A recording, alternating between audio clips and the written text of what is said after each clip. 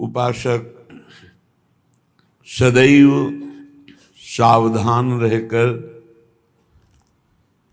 आराध्य देव के सिवा किसी से अपनापन न कर बैठे। किसी से भी अपनापन किया तो परिणाम में वो मारा जाएगा। मारा जाने का तात्पर्य है अपने नित्य स्वरूप की प्राप्ति के लिए जो मानव देह मिला था वो व्यर्थ चला जाएगा। किसी से भी अपनापन, मेरे तो श्री श्यामा श्याम दूसरो न कोई। अगर दूसरा कोई अपना है तो सच्चे मानो सिर्फ कष्ट के सिवा, चिंता के सिवा, शोक के सिवा और परिणामतः कुछ हाथ ना आना, यही परिणाम होगा। इतना राग हो गया है शरीर से और शरीर संबंधियों से, शरीर भोगों से, कि ये बात हमारे समझ में ही नहीं आती कि मेरे तो श्री श्यामा श्याम दूसरो न कोई। ये भी पता है जाना है, ये भी पता है कुछ साथ नहीं जाना है, फिर भी सावधान नहीं। कैसी भगवान की विचित्र माया है कि जानते हुए भी अपने दिव्य कमाई के समय को व्यर्थ में गंवा रहा है। दिव्य कमाई, नाम रूप लीला धाम। अपने इष्ट का नाम, अपने इष्ट का रूप, अपने इष्ट का धाम, अपने इष्ट की लीला, बस यही सर्वस्व है। ये जो श्यामा श्याम की रसमयी उपासना है, श्रीपाद कह रहे थुत्कारयन्तो भजताम सर्वानंद रसोन्नति यो भजेन नित्यमेकेन भावेन तमहम भजे। यो भजेन नित्यमेकेन, ये बहुत खास बात है। यो भजे नित्य मेकेन, अपने इष्ट का ही केवल भजन, अंतर में चिंतन, अन्य नहीं। ये बड़ा कृपा का मार्ग है। जब कृपा से इतने नजदीक आ चुके हो तो अनन्य हो जाओ। इष्ट की अनन्यता ही इस साधन मार्ग की सिद्धावस्था है। अब जितनी जल्दी आप अनन्य हो जाएं, अनन्यता में बड़ी दिव्यता है। अनन्यता में इष्ट चूक नहीं देखता है। अनन्यता में निश्चित भगवत प्राप्ति होती है। अनन्यता ही परम साधन, परम सिद्धि दोनों है। साधन तभी माना जाएगा जब इष्ट की अनन्यता है, और सिद्धावस्था तभी प्रकाशित होती जब इष्ट की अनन्यता है। बोले और भोगों की बात, लोकांतर के सुखों की बात तो थुत्कारयन्तो, थूक देने योगी, इनमें कोई सार बात नहीं। क्योंकि जो महारस का रसास्वादन करते हैं वही ऐसा बोल सकते हैं। थुत्कारयन्तो, थूक देने योग्य हैं सब लोग, परलोक के जितने भोग हैं वो सब व्यर्थ है। एक स्वाप्निक जैसे स्वप्न में हमने बहुत सुंदर सुंदर पदार्थ खाए, जगे तो हमारी भूख थोड़ी मिट गई। ऐसे ही भोगते हुए कितना समय व्यतीत हो गया, पर क्या हमारी भूख मिटी क्या? इसका मतलब स्वाप्निक है, साफ स्वाप्निक है। ये भगवान शंकर कह रहे हैं, उमा कहूं मैं अनुभव अपना, सत हरि भजन जगत सब सपना। सपना स्वाप्निक। इसलिए थुत्कारयन्तो, जिन तुम भोगों में अपने दिव्य समय को नष्ट कर रहे हो, महापुरुषों ने जब भगवदानंद की अनुभूति की तो उनको ऐसा लगा कि लोकांतर के सारे सुख थूक देने योग्य हैं, कड़वे हैं, विषैले हैं। ब्रह्मादि के भोग सब विषम लागत ताहि, नारायण ब्रज चंद की लगन लगी है जाहि। विरह कमंडल कर लिए बैरागी दो नयन, मांगत दरस मधु करी, छके रहे दिन रैन। नारायण स्वामी जी कह रहे हैं, जिनको श्री कृष्ण मिलन की लगन लग गई, उनको ब्रह्मादि के भोग भी विष के समान लगते हैं। वो विरह रूपी कमंडल लिए वैरागी उनके नेत्र हैं, केवल दर्शन रूपी मधुकरी मांगते रहते हैं, रात दिन परमानंद में छके रहते हैं। जब कोई ये बताता है कि अमुक उपासक बहुत भगवत प्राप्ति के लिए विकल है, तो ऐसा लगता है कि भगवान इस कलिकाल में कोई भगवत प्राप्ति के लिए विकल है।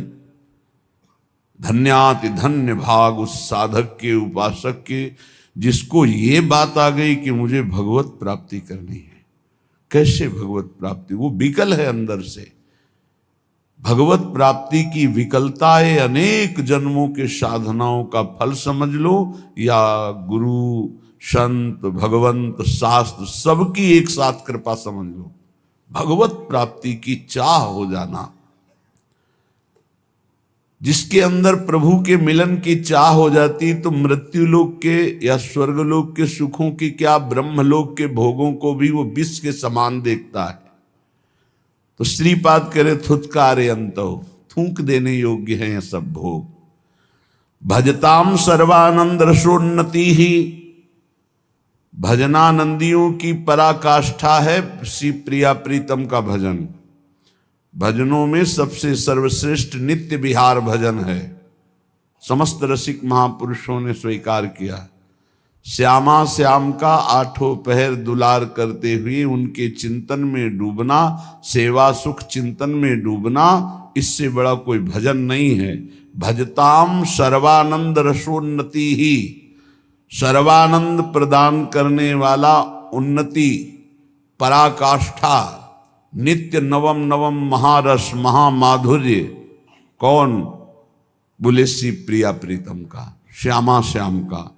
इसलिए यो भजे नित्य में केन भावेन तम हम भजे, जो एक भाव से, कभी ये कभी ये कभी ये, तो अभ्यास का भजन हुआ। वो प्रेम का भजन एक ही का, एक ही का नाम, एक ही का रूप, एक ही की लीला, एक ही धाम, पूर्ण आसक्त चित्त श्यामा श्याम में। तो श्रीपाद कह रहे हैं, मैं ऐसे भजनानंदियों का स्वयं भजन करता हूं, इनकी चरण वंदना करता हूं, इनका नाम स्मरण करता हूं, इनके रूप दर्शन की आकांक्षा, इनके चरणों की सेवा, ये संपूर्ण भजन जो हमारे प्रिया प्रीतम के अनन्य हो करके, अन्य सब भोग विलासता का त्याग करके, लोक लोकांतर की चाह का त्याग करके निरंतरता भजन में बनाए हुए हैं। मैं ऐसे प्रिया प्रीतम के प्रेमी भजनानंदी महापुरुषों को प्रणाम करता हूं, उनका स्मरण करता हूं, उनकी सेवा की चाह करता हूं। भज धातु सेवायाम। त्रिभंगी मुत्तुंगी कृतरस तरंगैर नव नवोन, मदानंगे नीलोज्वल घन निभांगे, दधदहो लसदोहो तंसी, मणिमय वतंसी ब्रजकुला, बलानि विस्रंसी, स्फुरत मम बंसी मुख हरि। अहो, अधरों पर वंशी विराजमान करके जो नित्य नवीन प्रेमोन्माद करने वाली मुरली है, उसे अपने अधरों पे विराजमान करके जब गान करते हैं तो चर अचर सब प्रेम से युक्त हो जाता है, चैतन्य समाधिस्थ हो जाते हैं और जड़ में चैतन्यता आ जाती, द्रवण होने लगता है। ऐसे मोर मुकुट धारण करने वाले, इंद्रनील मणि की कांति, मणिमय कुंडल धारण करने वाले और नवीन नवीन महान प्रेम स्वरूपा प्रेमी रसिकों के द्वारा जो भावदेह को प्राप्त हैं, उनसे घिरे हुए हैं और प्रेम क्रीड़ा परायण हैं। ऐसे ललित त्रिभंगी त्रिभंगी मुत्तुंगी कृत रस तरंगैर नव नवोन्मादैर, जिनके श्रीअंग के दर्शन मात्र से नव नवायमान प्रेमोन्माद प्रकट होता है, जो नवीन नवीन रसिक महापुरुष भावदेह को जो प्राप्त हैं वो घेरे हुए हैं, जो ललित त्रिभंगी होकर अधरों पर मुरली विराजमान करके वादन कर रहे हैं, वंशी नाद कर रहे हैं, ऐसे प्रभु श्री हरि हमारे हृदय में स्फुरित हों, ऐसी श्री किशोरी जो हमारे हृदय में स्फुरित हो, ऐसा श्री वृंदावन हमारे हृदय में स्फुरित हो। देखो, प्रगट वृंदावन में विराजमान हो, इसका फल होगा हृदय में वृंदावन का प्रादुर्भाव हो जाना। यहां आप जो वृंदावन प्रगट देख रहे हो, इसमें काम क्रोध लोभ मोह मद मत्सर इनका पहरा है, बहुत जोर का पहरा है। चूक गए तो मार के गिरा दिए जाओगे। लेकिन जब हृदय देश में वृंदावन का प्रादुर्भाव होता है, तब इनका प्रवेश ही नहीं होता है। श्री रसिक शेखर भगवत रसिक जी महाराज कह रहे हैं, हमारे वृंदावन उर और माया काल जहां नहीं व्यापे, जहां रसिक सिर मोर, हमारे वृंदावन उर और छूट जात सत असत वासना, मन की दौरा दौर, भगवत रसिक बतायो श्री गुरु अमल अलौकिक ठोर, हमारे वृंदावन उर और। श्री गुरुदेव भगवान की कृपा से प्राप्त नाम मंत्र उपासना के प्रभाव से हमारे हृदय में और वृंदावन जागृत हुआ है। और वृंदावन यहाँ निर्माण हो रहा है, यहाँ विनाश लीला भी दिखाई दे रही है, पालन लीला भी, अर्थात मायाकृत त्रिगुण का खेल यहां भी दिखाई दे रहा है। सृजन, जन्म होना, पालन, बढ़ना और नष्ट हो जाना, संहार, तीनों लीलाएं भगवान की यहां दिखाई दे रही है।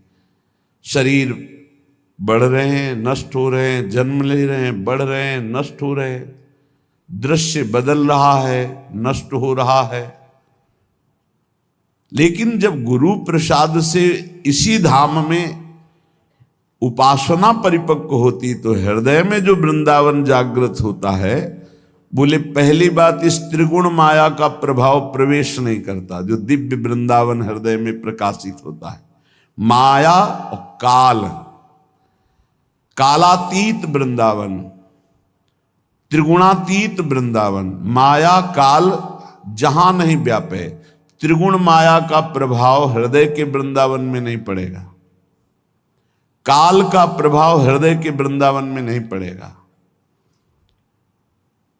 जहां रसिक सिरमौर, जहां हमारे आचार्य गुरुदेव सहचरी स्वरूप से निरंतर सेवा में विराजमान हैं, जब इस वृंदावन का हृदय में जागृत होता है तो असत वासना की कौन बात करे, सद वासना भी नहीं रह जाती। छूट जात सत असत वासना, मन की दौरा दौर, ये जो मन चंचल होकर के लोक लोकांतर के भोगों में भटक रहा था, अब प्रियालाल के प्रेम रस में, नवनिभृत निकुंज की शोभा में ये अटक गया। इसकी दौड़ भागने की सामर्थ्य गई, पंगु हो गया मन। ना माया का प्रवेश त्रिगुण, ना काल का प्रवेश कालातीत। जहां हमारे रसिक शेखर आचार्य सहचरी वपु से, गुरुदेव सहचरी वपु से सेवा परायण हैं, वो दिव्य वृंदावन हमारे हृदय में प्रकाशित हुआ। सद और असद दोनों वासनाएं छूट गई, निर्वासनिक हृदय, मन पंगु हो गया, भगवत रसिक जी कहते हैं ऐसा अलौकिक ठौर गुरुदेव की कृपा से हृदय में जागृत हुआ। ये अलौकिक वृंदावन कब जागृत होता है?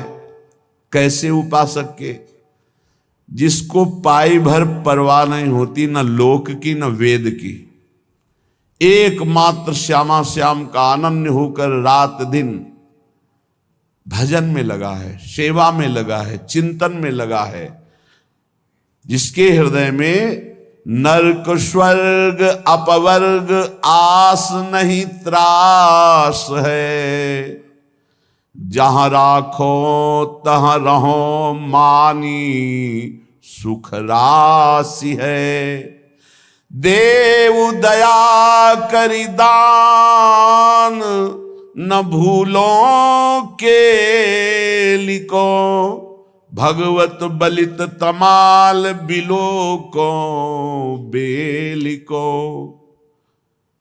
बहुत सुंदर निष्ठा का वर्णन है। इस निष्ठा के बिना दिव्य वृंदावन में आपका प्रवेश या आपके हृदय में दिव्य वृंदावन का प्रकाश होना ये बड़ा कठिन है। बहुत बड़ी कृपा हो गई, दरवाजे में तो आ गए, बस अब घर में प्रवेश करने। दरवाजे के बाहर त्रिगुण का पहरा है, अभी दरवाजे पे हो, अभी अंदर प्रवेश नहीं हुए। सतोगुण तमोगुण रजोगुण इसका देखो लीला विलास दिखाई दे रहा है, कुछ बुरा कुछ अच्छा कुछ विनाश लीला ये दिखाई दे रही है। इसका मतलब त्रिगुण दृष्टि है और अभी त्रिगुण को आप देख पा रहे हैं। कुछ निर्माण हो रहा है, कुछ टूट रहा है, कुछ ऐसे काल का भी प्रभाव दिखाई दे रहा है, अवस्था का भी प्रभाव दिखाई दे रहा है। मन की दौड़ा दौड़ भी नहीं मिटी है, वासना भी है सदसद। अभी वृंदावन में प्रवेश नहीं हुआ। यही वृंदावन है, पर त्रिगुण का जो तुम्हें खेल दिखाई दे रहा है इससे परे है यहां का खेल। ये कब हृदय में जागृत होगा? जब ऐसे भजन में लगो कि नरक स्वर्ग अपवर्ग आस नहीं त्रास है। ना तो नरक का त्रास है, ना स्वर्ग और मोक्ष की आस है। स्वर्ग मिले नरक मिले परम पद मिले, बिल्कुल कोई परवाह नहीं। जहां राखो तहां रहो मान सुख राशि है। जहां रखो जैसे रखो, महलों में रखो चाहे झोपड़ी में बास दो, ये सुख राशि मान करके रहूंगा, दुखी नहीं होऊंगा। ये निष्ठा दिव्य वृंदावन के लिए चाहिए, जो हृदय में भगवत रसिक जी कहते हैं गुरु प्रसाद से अमल अर्थात निर्मल माया रहित अलौकिक अर्थात जो शास्त्र और बड़े बड़े विद्वानों की भी दृष्टि में ना आवे वो अलौकिक, लोक परलोक से भी परे अलौकिक, ब्रह्मा की रचना से भी परे अलौकिक, अमल अलौकिक ठाव। ये शब्द देखो, सत्संग है। जहां राखो तहां रहो मान सुख राशि है। हे नाथ, यदि आप बहुत दूर रखते हो तो मैं आपके आश्रित होकर आपका नाम जप करते हुए आपके ही अधीन रहूंगा। कहीं भी रखो, मान सुख राशि है, मैं वहीं रहूंगा।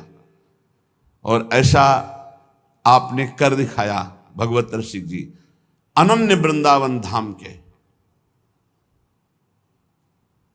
थोड़ा दुखद घटनाएं होती इसलिए उनका वर्णन करने का भाव नहीं बन पाता।